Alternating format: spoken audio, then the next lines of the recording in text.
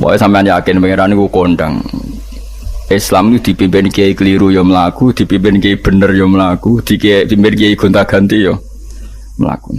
Teng TV sering ono berita ustad sodomi, ustad ngene-ngene. Wong ya ora terus gedeng Islam, ya nyalahno ustad iku.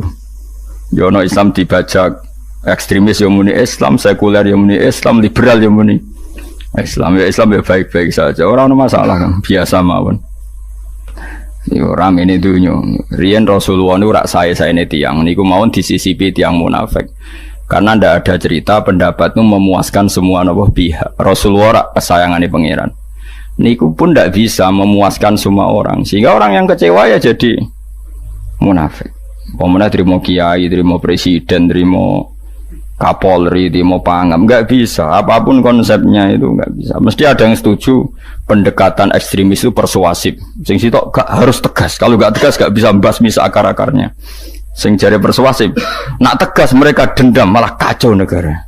Sing sitok kalau enggak tegas mereka ngelamak. Itu kan ra iso selesai. Akhirnya nyelesaikan, aku sing pimpinan nurut. Akhirnya sing pendapatnya gak tinggal. Nurut ya nurut mergo dipecat tapi terus balik lo sithik. Balik lo apa? Sithik-sithik. Masjid ge ngoten nasibe, kiai ge ngoten. Kulo nek di murid kuatah, di santri kathah sing kiai ge kathah.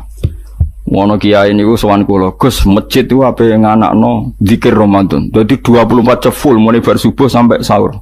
Saking semangat ibadah Ramadan. Terus ibadah ning dia muni takok. Ya teng masjid, Gus. Dadi masjid itu ben makmur, terbaik masjid makmur. Tas tak omongi. Lah apa ngarit itu ora ibadah. Apa dadi satpam mergawe iku gak ibadah. Apa nyupir angkot golek nafkah ibadah. Kiye kok goblok kira karuan aja muni ngono. Astagfirullah, iki ora urusan iku, Gus. Ya urusane mergo ketamir dadi ben keren, pas ketamir masjid rame ngono. Berarti sing nama baiknya kan kuwe. Nak pengiran ra butuh iku, pengiran kepingine seorang bapak golek nafkah. Anake kepingine sekolahan ya satpam teko, ora teko alasane itikaf. Kepingine pangeran ya bis sing tetep jalan, dadi wong sing nyetop iku ana bis aja kok mandek mergo itikaf ayo mending. Kecewa lho. Wis bae ku piye dicapik ra dukung. Padahal kula yo nyucup yo hormat tapi tetep gremeng mergo idenya enggak keturutan. Ya kula yo ngerti rai-rai ngono iku yo biasa wae cara kula biasa. Tapi sesuai sadar den. Bareng ngajak wong ora gelem akhirnya sadar. Jebule ngandel jenengan nggo sembang kula ya suwi wong luwih ngandel aku di bangku. Lah bento tapi ngandel kowe ya. Wong aliran sesat ta. Ya masjid itu anggere sono salat jamaah iku ya wis rame cara pangeran. Ora perlu rame banget. Nak rame banget terus bakal pentol leren satpam leren supir angkot leren iku jek sepele. Dokter leren. Wong ape loro ape lara ape berobat ra iso nak larane emergensi astagfirullah minamikum taqabbal ya karim ajane semburu leren maling leren copet leren iku ape nek iso ngumpul iku makanya ngaji iku ambek wong alim kan karena orang alim tuh yang tahu duduk perkaranya agama seorang lagi yang tahu duduk perkaranya agama. Nabi itu kalau ngendikan itu sampai sahabat itu gak bisa menampung. Kadang menyebut kebaikan satu majelis sampai 63 sampai 70. Misalnya Nabi ngendikan al-imanu bid'un wasituna bid'ah. Iman itu ada 63. Terus nyebut terus. Pertama ngendikan a'laha la ilaha illallah, tertinggi adalah kalimat tauhid. Wa adnaha imatatul adza anit thariq, terendah adalah menyingkirkan hal-hal yang mengganggu yang apa? Mukmin atau mengganggu jalan. Terus ngendikan seperti itu.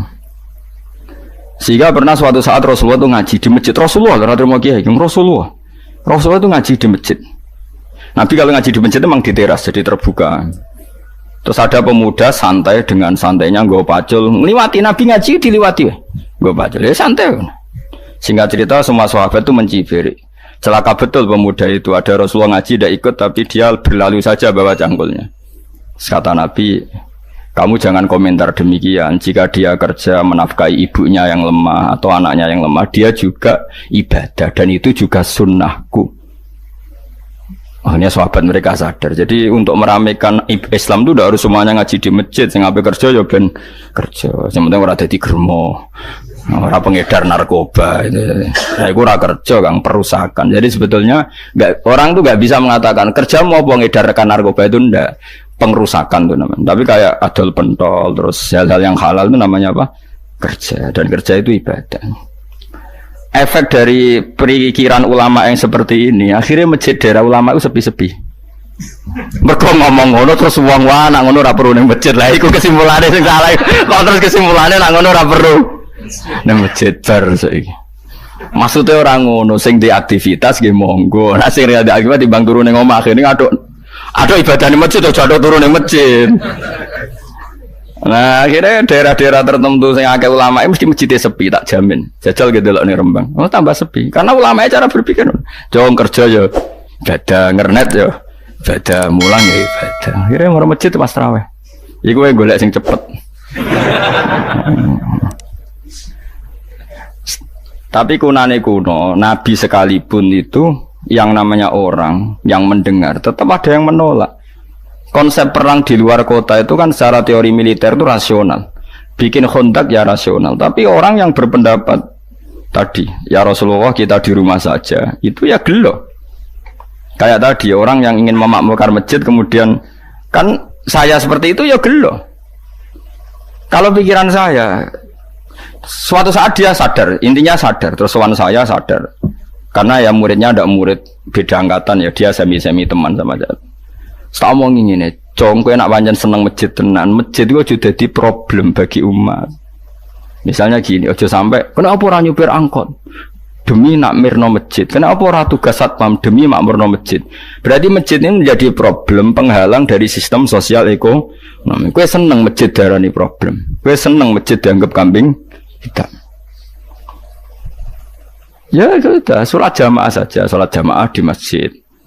Terus yang nganggur-nganggur ya ke masjid. Tapi kalau yang sibuk ya monggo, asal itu halal ya ibadah. Ketika Nabi setiap aktivitas muslim asal halal itu apa? Ibadah. Makanya kita harus. Nah, tapi kan pendapat seperti ini itu kan kadang dibantah juga. Tapi ke Ramadan Gus tahun pisah, nosok ngejinan rasa setuju. Tak bukti kalau dia hadun nafsi tak tes. Ya wis aku setuju. Syaratnya ketuane takmir ra kowe. Dadi masjid rame pas kowe ra ketua takmir. Isen deh karena dia ingin punya prestasi. Berarti sawang wow pas dia ketua takmir hadun nafsi enggak? Hadun nafsi pasti dia itu cari. Ya jajal pengajian sing gede-gede. Mereka pengurus takmirnya kepengen pas era ini tahu pengajian geden. Pas gak pengurus takmir terus ada pengajian geden. Wah apa rame-rame bareng. Padahal orangnya sama. Nah itu ulama itu tukang ngomong seperti itu. Mungkin menyakitkan, tapi ulama itu terus ngomong seperti itu supaya agama ini dibawa berdasar ikhlas, bukan hadzun nafsi, bukan kepentingan pribadi. Tapi tentu ulama tetap ngomong iktikaf ya sunat baik, kerja ya baik, amal lainnya asal baik ya baik. Ngomong gitu terus. Tapi kan mangkal loh akhir ulama, karena bagi pengurus masjid baik itu pas Ramadan ya masjidnya rame. Bagi yayasan yatim piatu amal apik ya dikekno yayasan yatim piatu. Bagi KBIH, bagi travel amal apik ya umroh. Ya ora. Jadi tenan kula raguyan. Mana mungkin travel umroh dalil kowe nek ada dhuwit luwih kekno cah yatim kekno masjid gak payu travel. Tapi dalile al umroh ilal umroh kafaratun lima bainahuma. Umroh itu yang mengkafaroi dosa. Jadi dan itu kersane Allah, orang macam-macam pikirannya kersane Allah dan baik-baik saja. Dunia diokal-akali ini ya baik-baik saja. Allah ya tenang aja tetap sugih. Cuma ulama harus ngomong seperti saya. Jadi karena keterbatasan manusia sehingga yayasan yatim piatu mesti ngomong seakan-akan ibadah terbaik yang nyumbang yatim piatu. Nanti yang di travel ibadah terbaik ya sowan Nabi umroh. Nanti sing jamaah tarekoh ya ibadah terbaik itu tarekoh. Semua dan itu semuanya baik gak masalah, kita tidak masalah. Tapi kalau memaksa orang lain harus seperti itu dan mengkerdilkan kebenaran hanya surahnya gambarannya seperti itu, kita sebagai ulama harus melawan. Karena Nabi dawuh kebaikan itu sekian jumlahnya. Terus Nabi menyebut di satu majelis itu 60. Sampai yang di antara yang disebut itu nganti ono sing jorok. Wa fi buti ahadikum sedekah. Kowe ngeloni bojomu iku sedekah. Sampai sahabat takok, "Ya Rasulullah, masa urusan gitu ibadah?" Ayati ahaduna syahwatahu wa huwa la ilaihi ajrun. Masa urusan kelon itu ganjaran ibadah. Terus Nabi jawab, kata Nabi, "Faqih falawadu'a fi haramin akana alaihi wisrun." Kalau andikan dia meletakkan mental seknya atau aktivitas seknya di luar yang halal, apakah itu tidak dosa? Iya ya Rasulullah. Terus kata Nabi, "Wa kadzalika," begitulah kalau diletakkan di halal dia juga dapat apa? Pahala.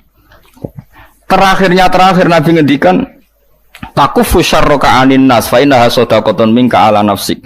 Jika kamu itikaf di masjid tidak bisa, adol pentol tidak bisa, jadi satpam tidak bisa, aktivitas sosial yang menguntungkan orang lain tidak bisa. Takufu syarroka anin nas. Yang penting kamu tidak berbuat buruk yang merugikan manusia. Sehingga sampai ada riwayat dari orang sufi, ibadahnya orang zaman akhir itu tidur, karena anak tidur itu gak ganggu wong. Iya, paling bojo tok sepeten. Tapi kan yo nyopet yo ora, zina yo ora, ndelok wong ayu yo ora. Nah, itu sampai Nabi terakhir nyebut. Dari sekian kebaikan tuh kalau gak mungkin kata Nabi takufu syarroka anin nas fa innaha shadaqatun minka ala nafsik. Sementing kamu tidak melukai atau merugikan orang apa?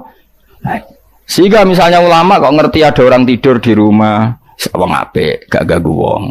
Ono bajingan mati, wong apik, iso bajingan meneh. Nah, akhirnya masyhur orang krono bajingan mati, kiai tenan ya. Saya ge mayit niku, wong gak siap nih saya. Bajingan sih. Saya padahal ning atine kiai nek mati ya apik dong ora iso bajingan. Akhir dari bajingane ya wis mati. Lho sekarang ngakhiri bajingan apik ta elek? Apik. Berarti matine elek ta apik? Apik. Maksudnya kiai apik matine ora apik wonge. Lah ngomong gak trimo pikirane apik iku. Wonge lagi kiai ndake pinter maksudnya. Apik ge niki. Ngomong keberatan. Ayo apik. Ya sesuk kan wedi yo. Nggih apik. Lah itu ilmu. Jadi ngaji ilmu itu orang harus punya kesiapan pendapat meskipun tuh kita tidak siap. Wa wasa antakrohu syai'a wa huwa khairul lakum. Pendapat meskipun kamu kadang tidak cocok, bisa saja menurut Islam tuh ini lebih apa? Baik, karena tadi kebaikan tuh sekian bentuk. Bisa ulang, kebaikan tuh sekian apa? Bentuk.